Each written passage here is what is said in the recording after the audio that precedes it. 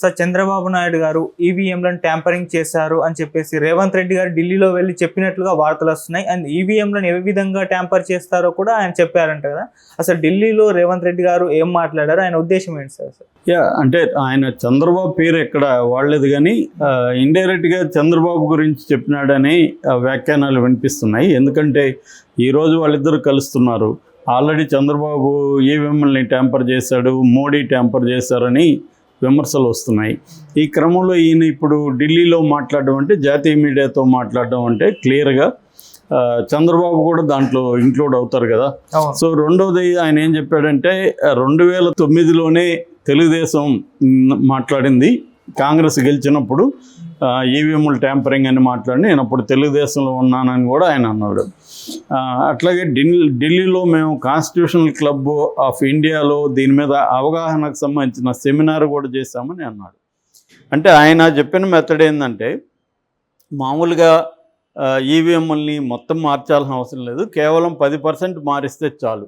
అది ఎలా మార్చచ్చు అనేది కూడా ఆయన చెప్తున్నాడు. ఎలా మార్చచ్చు అంటే, మామూలుగా ఆ రోజు ఓటింగ్కి ఎక్కడ ఓటింగ్ అయినా 15% ఎక్కువ ఈవీఎంలని పంపిస్తారు. ఎందుకంటే ఏవైనా ఈవీఎంలు చెడిపోతే రిప్లేస్ చేయడం కోసం. సో ఈ 15% అందుబాటులో ఉంటాయి. సో ఇవన్నీ కూడా డిస్ట్రిబ్యూషన్ సెంటర్కి వెళ్తాయి. ఆ నైట్ అంతా డిస్ట్రిబ్యూషన్ సెంటర్లో ఉంటాయి. సో డిస్ట్రిబ్యూషన్ సెంటర్లో కానీ ప్లాన్ చేసుకొని ఎలక్షన్ కమిషన్ని మేనేజ్ చేసుకోగలిగితే ఈ 10% ఆల్రెడీ ఈవీఎంలు ఉన్నాయి కదా, వాటిని ముందుగా తమకు అనుకూలంగా ఓట్లు వేయించుకుని అక్కడ రీప్లేస్ చేస్తే ప్రతి నియోజకవర్గంలో 10,000 ఓట్లను మేనేజ్ చేయగలిగితే చాలు. సో గెలుపు ఈజీ అవుతుంది అన్న విషయం కూడా ఆయన రేవంత్ రెడ్డి వివరించాడు. అంటే డిస్ట్రిబ్యూషన్ సెంటర్ నుంచి మర్నాడు మాత్రమే స్ట్రాంగ్ రూమ్కి వెళ్తాయి. స్ట్రాంగ్ రూమ్లో సేఫ్ ఉండొచ్చు, కానీ డిస్ట్రిబ్యూషన్ సెంటర్లో సేఫ్ కాదనేది రేవంత్ రెడ్డి చెప్పాడు. నిజానికి ఈ విషయాన్ని ఇప్పటివరకు ఎవరు మనకు చెప్పలేదు, ఈయన చెప్పిన మెథడు. సో గత కొంతకాలంగా ఇదే వైసీపీ వాళ్ళు కూడా చంద్రబాబు మీద ఆరోపిస్తున్నాడు. చంద్రబాబు కూడా 2019లో ఇదే ఆరోపించాడు, ఈవీఎంలని ట్యాంపరింగ్ చేసే జగన్ ఈ స్థాయిలో గెలిచాడని. ఇప్పుడు రివర్స్లో వైసీపీ ఇదే ఆరోపిస్తుంది. నేషనల్ లెవెల్లో కాంగ్రెస్ కానీ ఇండియా కూటమి కానీ ఇదే ఆరోపిస్తున్నారు, మోడీ చేశాడని. దీనికి ఇక్కడ కొంతమంది వాదన ఏంటంటే, మరి మోడీ చేస్తే మోడీకి ఎందుకు మెజార్టీ రాలేదని. మేబీ చేయడం వల్లే ఆ మాత్రం వచ్చిందేమో, లేకపోతే ఇంకా ఘోరంగా ఓడిపోయాడేమో మోడీ. ఎందుకంటే ఇండియా కూటమికి ఎన్డీఏ కూటమి మధ్య ఓటు తేడా వచ్చి 1.9%. సో కొద్దిగా మోడీ చేయగలిగాడు కాబట్టి ఇక్కడ వరకు వచ్చారు అనే వాదన కూడా ఉంది. అలాగే సో అందుకని చాలామంది ఏందంటారంటే, చంద్రబాబు చేసి గెలిచుంటే మోడీ ఎందుకు చేసుకోలేకపోయాడని. సో మోడీ కూడా చేసుకున్నాడు, చంద్రబాబు కూడా చేసుకున్నాడు, కాకపోతే మోడీ ఎక్కువ స్థాయిలో జరగలేకపోయింది అనేది ఇంకొక వాదన. ఏదేమైనా దీని మీద ప్రపంచవ్యాప్తంగానే దీని మీద మనం ప్రత్యేకంగా వీడియో కూడా చేసుకున్నాము. ఈవీఎంలు మీద ప్రపంచవ్యాప్తంగానే వ్యతిరేకత ఉంది. అనేక దేశాల్లో పెట్టి కూడా దాదాపు 11 దేశాల్లో తీసేశారు. ఇవన్నీ కూడా పెద్ద డెమోక్రసీ ఉన్న అమెరికా లాంటి కంట్రీస్లో లేవు, కొన్ని రాష్ట్రాలు మాత్రమే ఉన్నాయి. కొన్ని చోట్ల ప్రయోగాత్మకం పెడుతున్నారు. ముఖ్యంగా లాటిన్ అమెరికా దేశాల్లో దీని మీద పెద్ద ఎత్తున విమర్శలు ఉన్నాయి. మనకి ఆ మధ్య ఎలన్ మస్క్ కూడా దీని మీద మాట్లాడారు. సో ఆ యాంగిల్లో రేవంత్ రెడ్డి చెప్పాడు. బట్ ఇది చంద్రబాబుకి ఇబ్బందికరం అనేది వాస్తవమే. ఎందుకంటే చంద్రబాబు మీద ఈ ఆరోపణలు ఉన్నప్పుడు, ఈరోజు చంద్రబాబుతో భేటీ ఉన్న టైంలో ఇతను చెప్పడం వల్ల దీని మీద ఎక్కువగా వైసీపీ బ్యాచ్ ఫోకస్ చేస్తుంది. ఇక్కడ కేసీఆర్ బ్యాచ్ కూడా దీని మీద ఫోకస్ చేస్తారు. అంటే రేవంత్ రెడ్డి ఇండైరెక్ట్గా చంద్రబాబు ఈవీఎంలని ట్యాంపర్ చేశాడని చెప్తున్నాడా అన్న ఇది సెన్స్ అయితే వస్తుంది.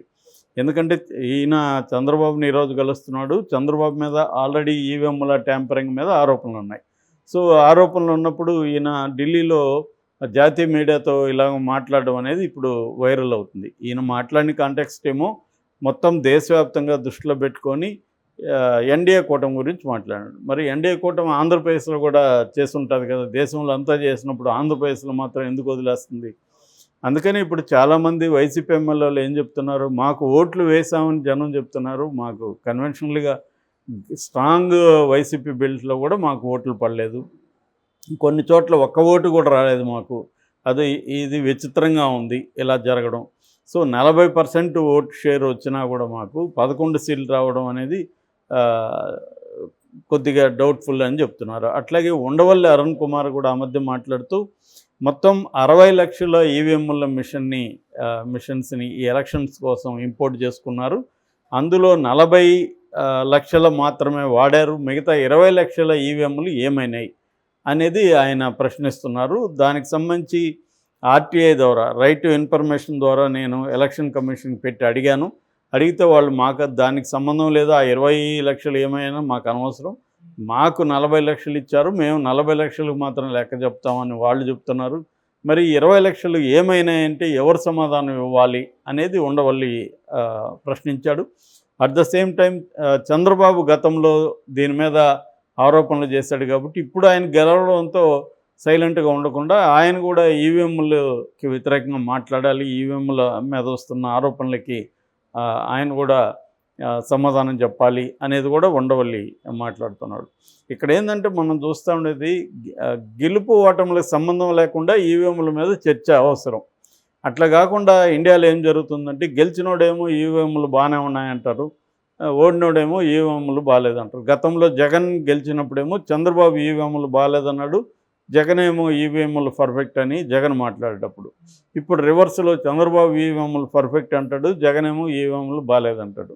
అంటే క్లియర్గా ఓడిపోతే ఈవీఎంల మీద వేస్తున్నారు అన్న ఇది వస్తుంది. అట్లా కాకుండా అసలు ఈవీఎంలు మార్చచ్చా, ఈయన ఇంకొకటి కూడా చెప్పాడు రేవంత్ రెడ్డి, ఇక్కడ చిప్ సెట్లో ఏమన్నా ఫ్రీక్వెన్సీ అంటే మాన్యువల్గా మార్చడం, చిప్ సెట్ తయారు చేసేటప్పుడే దానికి ఒక ఫ్రీక్వెన్సీ క్రియేట్ చేసి ఆ ఫ్రీక్వెన్సీ మనం ఎవరైతే మ్యానిపులేట్ చేయాలో వాళ్ళకి ఇచ్చేస్తే వాళ్ళు ఆ ఫ్రీక్వెన్సీని పెట్టుకొని మార్చాయి. ఇప్పుడు మన సెల్ ఫోన్లు ఇది లేకపోయినా కనిపెడుతున్నారుగా, ఇంటర్నెట్ లేకపోయినా ఎలా పట్టుకుంటున్నారు సెల్ ఫోన్ని.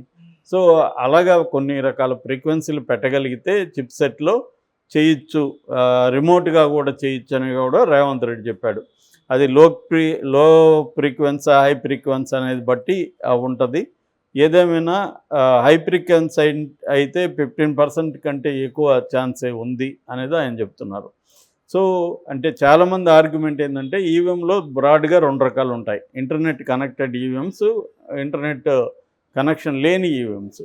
సో ఇంటర్నెట్ కనెక్షన్ లేని ఈవీఎంస్ ఇండియాలో ఉన్నాయి, కానీ ఇంటర్నెట్ కనెక్షన్ లేకపోయినా ప్రత్యేక ఫ్రీక్వెన్సీ క్రియేట్ చేసి దాన్ని చేయగలిగితే ఈవీఎంలని ట్యాంపర్ చేయడం పెద్ద విషయం కాదు అనేది ఇవాళ ఎక్స్పర్ట్లు చెప్తున్నారు. ఇవాళ మనం చూస్తున్నాం టెక్నాలజీ ఎలా ఉందో. ఈవెన్ యాపిల్ ఐఫోన్ లాంటి వాళ్ళే మా ఫోన్లకు భద్రత లేదంటున్నారు. ఎందుకంటే దాంట్లో కూడా జైల్ బ్రేక్ అనే ఒక ఆప్షన్ ఉంటుంది. జైల్ బ్రేక్ చేయగలిగితే మొత్తం యాపిల్ ఐఫోన్ మన కంట్రోల్లోకి వస్తుంది. అంటే యాపిల్కి ఉండే సెక్యూరిటీ సిస్టమ్ని బ్రేక్ చేసి జైల్ బ్రేక్ చేయొచ్చు.